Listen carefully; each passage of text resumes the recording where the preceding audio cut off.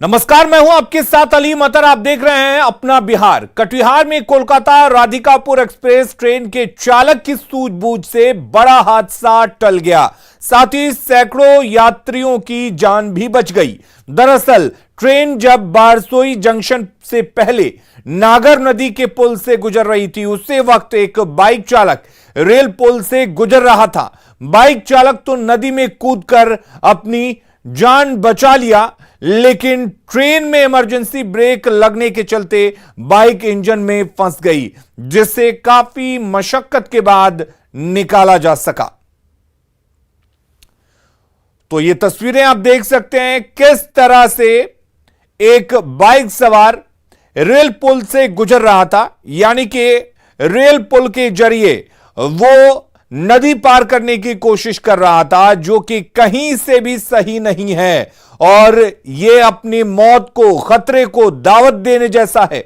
लेकिन सामने से ट्रेन भी आ रही थी और बाइक सवार ने ट्रेन को आता देख पुल पर ही बाइक को छोड़कर नदी में कूदकर अपनी जान बचा ली। लेकिन इस दौरान बाइक ट्रेन के बीचों बीच फंस गई। हमारे साथ सुब्रत जुड़े हुए इस खबर पर ज्यादा जानकारी के साथ। सुब्रत, आखिर कैसे हुआ ये सब कुछ? हालांकि एक बड़ा हादसा टल गया।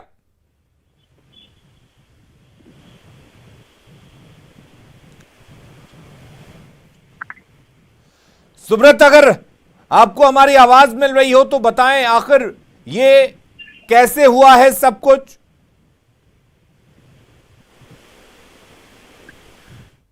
चलिए सुब्रत से जुड़ने की कोशिश करेंगे, लेकिन तस्वीरें आप देख सकते हैं और न्यूज़ 18 अपील करता है कि कभी भी इस तरह के खतरे को दावत ना दे। ये जानलेवा है और रेलवे पुल से इस तरीके से पार करना, चाहे पैदल, साइकिल से या बाइक से, ये वैध नहीं है। ये एक अपराध की श्रेणी में आता है और साथ ही आपकी जान पर भी बन सकती है। कई यात्रियों की जान भी यहां पर खतरे में पड़ सकती थी। हालांकि ट्रेन के ड्राइवर ने सूझबूझ का परिचय दिया और इमरजेंसी ब्रेक लगाकर सैकड़ों यात्रियों की जान बचाई। और अब बात बिहार में जनसंख्या कानून पर मचे घमासान की।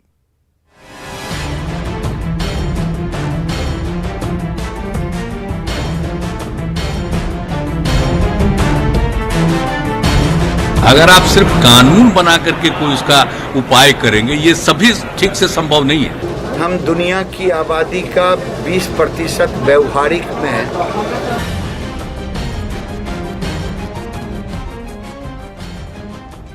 जनसंख्या नियंत्रण कानून पर सियासत के बीच बिहार के पंचायती राज मंत्री सम्राट चौधरी ने कहा कि प्रदेश में पहले से ही यह कानून लागू है और नगर निकायों में सीएम नीतीश कुमार ने ही इस कानून को लागू किया था।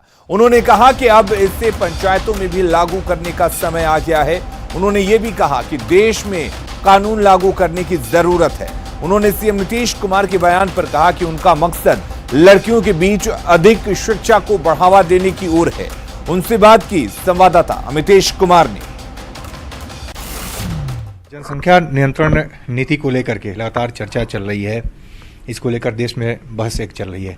आप क्या मानते हैं, यूपी की तरफ बिहार में भी इसे लागू करने की जरूरत है और वक्त आ गया है? देखिए, ये कोई कंफ्यूजन नहीं है, बड़ा क्लियर है कि जनसंख्या के कानून तो बनने ही चाहिए, इसमें कहीं दो मत नहीं है। और जहाँ तक बिहार का मामला है, तो बिहार ने पहले ही जब नगर विकास के तौर पर यह काम शुरू हुआ तो नगर विकास विभाग ने ये तय किया हुआ है कि वही लोग चुनाव लड़ेंगे जो 2 बच्चे के अधीन हो। 2 बच्चे से अधिक वाले लोग चुनाव नहीं लड़ सकते। तब पंचायतों में ये कहा गया था कि अभी शिक्षा का वो प्रगति नहीं हो पाया है गांव में, इसलिए इसको बाद में लागू किया जाएगा। अब वो दौर आ गया है कि पंचायतों में भी इसको लागू करने का चर्चा करनी चाहिए। और ठीक है, आप कह रहे हैं एकदम 200%। अब इस देश में जनसंख्या के कानून बनने चाहिए, इसमें कहीं को दो मत नहीं है। उत्तर प्रदेश की तर्ज पर बिहार में भी अब लागू करना चाहिए इसको, क्योंकि बिहार में भी पॉपुलेशन आप देखें तो काफ़ी ज़्यादा है। अभी उत्तर प्रदेश ने बनाया नहीं है, हम तो बना के बैठे हैं। बिहार में हम चुनाव नहीं लड़ने देते हैं। ये दूसरे प्रदेशों में ऐसा कोई नियम नहीं है। इसलिए हम कानून बना के रेडी हैं और आगे के दिनों में भी जो कानून बनेगा उस तरह के कानून पूरे देश में बनने चाहिए। और योगी जी भी इसमें जो प्रयास कर रही है बहुत ही सराहनीय कदम होगा कि जनसंख्या पे नियम बनाने का काम करेंगे। लेकिन आपके मुख्यमंत्री जो है, बिहार के मुख्यमंत्री, उनकी तरफ से जो बयान आया है वो इससे मेल नहीं खाता है आपके बयान से। उनकी तरफ से ये कहा गया है कि चाइना का हाल देख लीजिए। उन्होंने कहा कि कानून बनाकर इसको नहीं रोका जा सकता है। एक तरह से ये स्टेटमेंट है, चाइना का उदाहरण वो दे रहे हैं। बिहार के मुख्यमंत्री नीतीश कुमार जी ने ही कानून बनाया है, किसी दूसरे मुख्यमंत्री ने नहीं बनाया।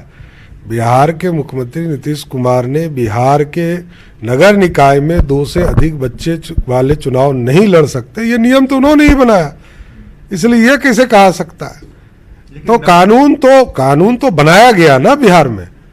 तो प्रथम दृष्टया बिहार ने इस कार्य को शुरू किया है। लेकिन केवल ये नगर निकाय तक की बात है। बाकी दूसरे संदर्भ में जब उनसे सवाल किया गया तो उनकी तरफ से ये कहा गया कि अभी उसकी जरूरत एक तरह से नहीं है। उन्होंने चाइना का उदाहरण दिया है।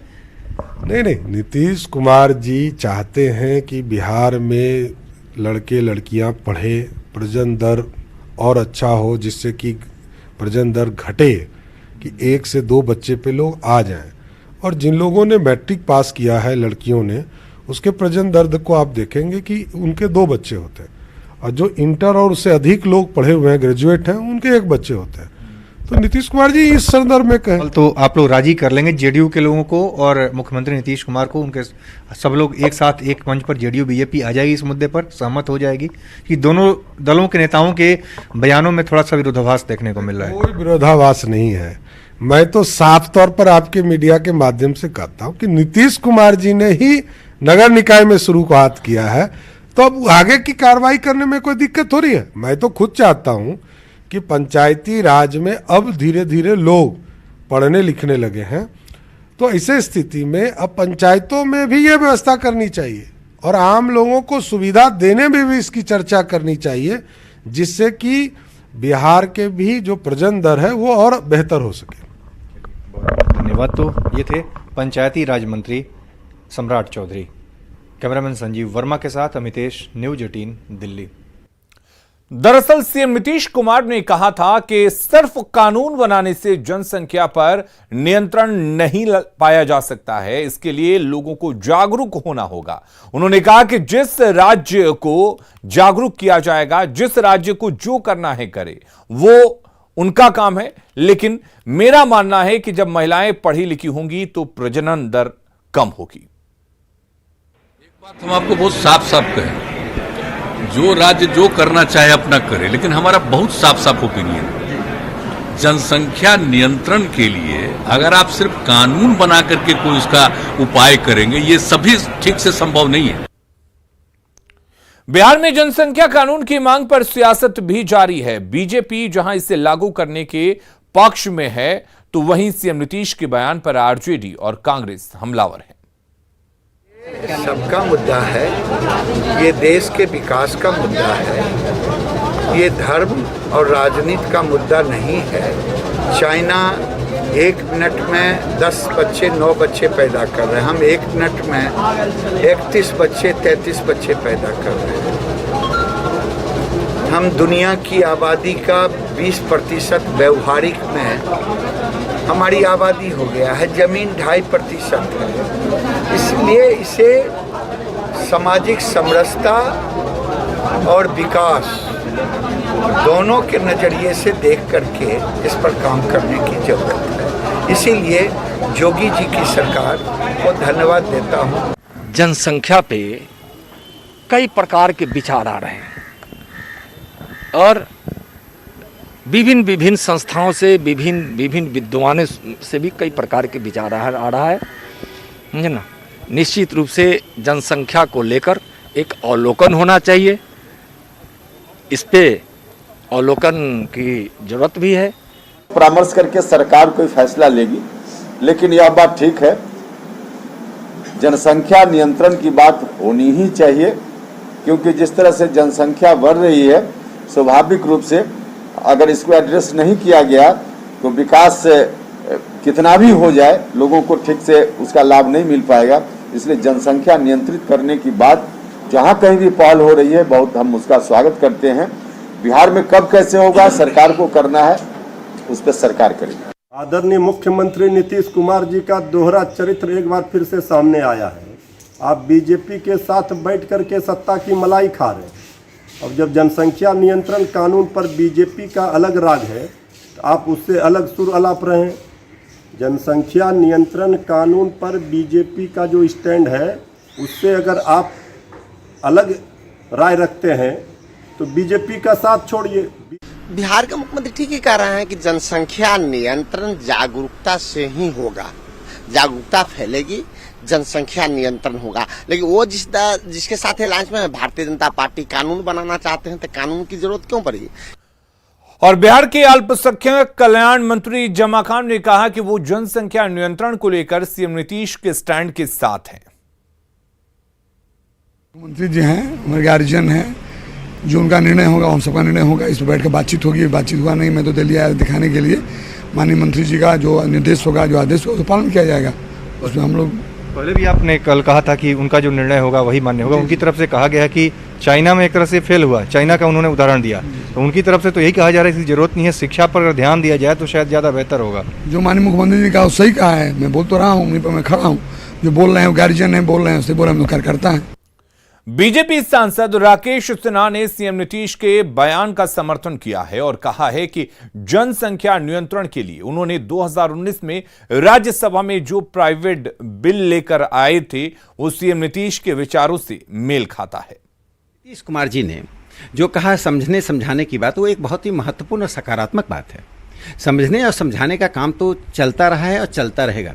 इसीलिए मेरे मैंने निजी विधेयक बिल लाया है, उसमें मैंने कानून बनने के 18 महीने बाद तक उसके दमनकारी यानी रोकने के लिए जो प्रावधान है, दंडात्मक प्रावधान है, उसे लागू नहीं करने की बात कही है।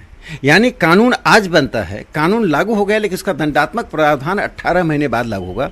इस 18 महीने में उस कानून के सहारे लोगों में जन जागृति करना, लोगों को इसके लिए मानसिक रूप से तैयार करना, और जिन लोगों को कोई आपत्तियां हैं उन आपत्तियों पर विमर्श करना। तो मुझे लगता है जो नीतीश जी ने कहा वो हमारे बिल में वो प्रावधान व्याप्त है। और जनसंख्या नियंत्रण को लेकर मुस्लिम समुदाय में भी अलग अलग राय देखने को मिल रही है। ज्यादा लोग कड़े कानून की मांग कर रहे हैं तो कुछ कड़े कानून के साथ जागरूकता की भी बात कर रहे हैं। पटना के ऐसे ही कुछ मुस्लिम समुदाय के लोगों के बीच जाकर उनसे बात की संवाददाता अमित कुमार ने। संख्या नियंत्रण को लेकर के एक बार फिर से देश में बहस छिड़ी है। हम इस वक्त मौजूद हैं, ये कुर्जी का इलाका है और यहाँ पे जो लोग हैं हम बात करते हैं, इनसे जानते समझते हैं। ये बताइए, जनसंख्या नियंत्रण पे जो है मुख्यमंत्री कह रहे हैं कि जागरूकता से जो है जनसंख्या नियंत्रण होगी, आप क्या मानते हैं? जनसंख्या नियंत्रण अच्छा कानून है, कानून बहुत बढ़िया है, होना चाहिए। ये कानून होना चाहिए। कानून होना चाहिए या जागरूकता से जनसंख्या नियंत्रण? जागरूकता से जनसंख्या होना, जैसे क्या है, कानून भी बढ़िया होगा, ये भी बढ़िया होगा, दोनों रहेगा तो सब ना बेहतर होगा। बहुत बढ़िया है कानून। हाँ, कानून भी आना चाहिए, ठीक है, बहुत अच्छा बात है। दोनों जरूरी है। और मेरे श्रीमती इंदिरा गांधी के समय में नियम बना था कि हम दो हमारे दो, और लोगों का ये भी नारा था कि दो बच्चों की हस्ती से कटे जिंदगी मस्ती से। कड़े कानून होने चाहिए, लेकिन कड़े कानून तो मोटरसाइकिल पर डबल हेलमेट का भी है, लेकिन लोग बिना हेलमेट का भी गाड़ी चला रहे हैं। कानून से नहीं होता है, कानून तो अपना एक दायरा है, लेकिन जागरूकता सबसे बड़ा चीज है। अगर जनसंख्या नियंत्रण होगी और इसके लिए जो भी कदम बढ़ाए जाएंगे, अगर उसमें जो लोग हिस्सेदारी नहीं करेंगे उन्हें जो योजनाएं हैं उससे महरूम कर दिया जाएगा, वंचित कर दिया जाएगा। और यही वजह है कि पटना के जो ये लोग हैं, इनका कहना है कि जनसंख्या नियंत्रण कड़े कानून की भी जरूरत है, जागरूकता जो है वो महत्वपूर्ण है। कैमरा पर्सन मनीष जुनेजा के साथ Amit Kumar, news 18 Patna. Network 18 Federal Bank Sanjeevani गाड़ी भारत के कोविड प्रभावित जिलों में जा रही है। वैक्सीन के लिए जागरूकता जरूरी है और इस मुहिम में आप भी अपना सहयोग दीजिए। चलिए आपको दिखाते हैं संजीवनी गाड़ी अब तक कहां गई और आज कहां है।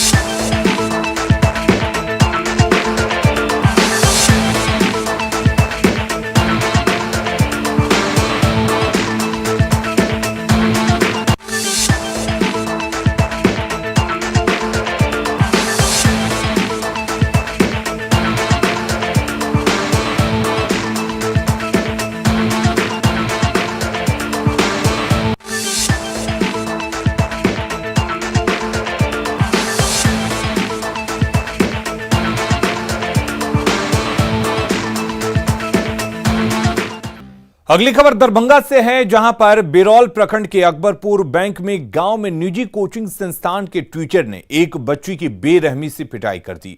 बच्ची के पिता ने शिक्षक के खिलाफ थाने में शिकायत दर्ज कराई है। बताया जा रहा है कि बच्ची ने होमवर्क पूरा नहीं किया था।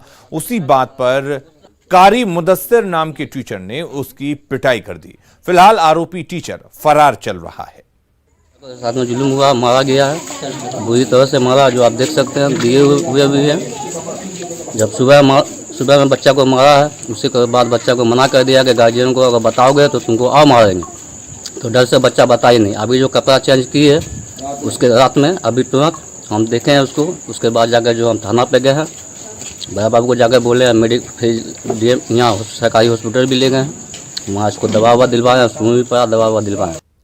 दानापुर में शादी समारोह के दौरान लड़का पक्ष के लोगों ने लड़की पक्ष के लोगों के साथ दहेज के लिए मारपीट की। इस घटना से नाराज दुल्हन ने ससुराल जाने से इनकार कर दिया। शादी के जोड़े में ही दुल्हन इंसाफ के लिए थाने पहुंच गई। मारपीट में करीब 8 लोग घायल हुए हैं। नासरीगंज में नालंदा के सूरजपुर निवासी मोहन प्रसाद की बेटी की शादी थी और दानापुर निवासी गोपाल कुमार से उन्होंने अपनी बेटी की शादी तय की थी, लेकिन दहेज की रकम को लेकर दूल्हा पक्ष के लोगों ने हिंसा करना शुरू कर दिया। दुल्हन का कहना है कि अभी ये हालात हैं तो ससुराल जाने पर ये लोग क्या व्यवहार करेंगे। दहेज के लिए पापा मेरे 15 लाख बोला था, तो 10 लाख दे दिए थे, 5 लाख बाकी था। तो बोला कि अभी चाहिए। पापा बोले अभी नहीं है, बाद में हम दे देंगे। तो बोला कि अच्छा कर लो, बाद में पता चला देना। शादी के बाद पता चलाते हैं। लड़का की एक ननद है, जो एक चचेरी गोतनी है, और एक उसकी माँ है जो क्या किया था वो? उन लोगों ने क्या किया आप लोगों के साथ? इन लोग एकदम बात पे झगड़ने के लिए, मारने के लिए टूट पड़ते।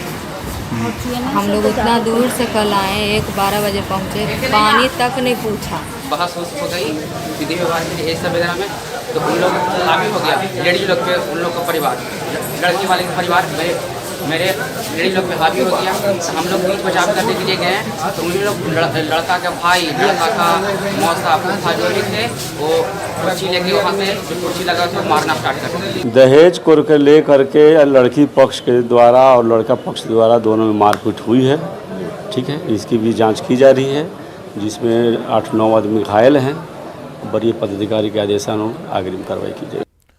बेटिया अनुमंडल में योगापट्टी एफसीआई गोदाम जाने वाली सड़क पर पानी ही पानी नजर आ रहा है। ज्यादा पानी की वजह से अनाज उठाव करने वाला वाहन पानी में फंस जाता है और इससे कई बार हादसे की आशंका बनी रहती है।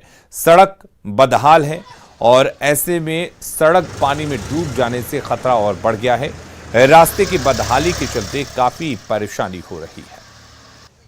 पानी लागल बा, दुनिया इतना जांग भर है, राशन देवे में दिक्कत होता, बड़ा गजन बा। रास्ता के खराब के चलते समस्या बना, गाड़ी होता ना कोनो धंधा होता, 2 बेर गाड़ी पलट गई, खतरा के घर भैया जाने के कारण यहाँ से डीलर को माल भेजने में और खाद्यान्न आने में दोनों तरह से परेशानी हो रही है। खाद्यान्न समय से नहीं आने के चलते डीलर को भी समय से हम लोग खाद्यान्न नहीं पहुँचा पा रहे हैं, जिसके पूर्वी चंपारण में बाढ़ का दायरा बढ़ता ही जा रहा है। अब छोटी छोटी नदियां भी डराने लगी हैं। कल्याणपुर प्रखंड से होकर गुजरने वाली गंडक नदी की सहायक नदियों का बांध टूट गया है, जिसके कारण नदी का पानी तेजी से बस्ती की ओर बढ़ रहा है, जिससे ग्रामीण दहशत में हैं। हालांकि स्थानीय ग्रामीण अपने स्तर पर क्षतिग्रस्त बांध की मरम्मत करने में जुटे हुए हैं। बताया जा रहा है कि ये बांध पहले से ही जर्जर था। यहाँ पर समस्या है 2 साल से। 2 साल से बीडीओ और सीओ की दरखास्त दिया जा रहा है, लेकिन बीडीओ सीओ ये पंचायत के लिए कुछ भी नहीं कर रहा है। नहीं आज तक किसी गरीब और धनी को एक भर अनाज न 1 रुपया मिला है। और मुखिया जी अपने पल से ही बांध बनवाए और भी आकर के बांध को सुरक्षित किए, एसओ किए, लेकिन बीडीओ सीओ कभी देखने नहीं आए कि क्या हाल है जनता का। आम जनता के द्वारा मुखिया जी, विधायक जी और बीडीओ साहब को भी सूचना दिया गया, जिस पर कोई कार्रवाई अभी तक नहीं हुई। मुखिया जी कुछ बांस वगैरह ला करके डाले थे, जिसको फिर से पानी आकर के दबा करके ले गए, और अभी तक कोई कार्रवाई नहीं हो रही है, जिससे हमारे पंचायत का पूरा धान जो है दह गया, ऊख भी दह रहा है। खबरें लगातार जारी हैं, आप बने रहिए न्यूज़ 18 बिहार झारखंड के साथ।